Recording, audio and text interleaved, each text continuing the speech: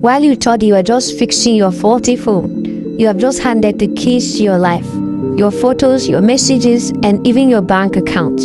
So while you are waiting for your phone to be fixed, the thief is waiting for your OTP to access your device. This thief thought he was smart, trying to access Brother Kuvuki's bank account. Brother Kuvuki forgot his keys and returned. He discovered that he was trying to hide the phone. He is shocked. He holds him, he checks, was trying to make transfers. Please subscribe and share if this was helpful.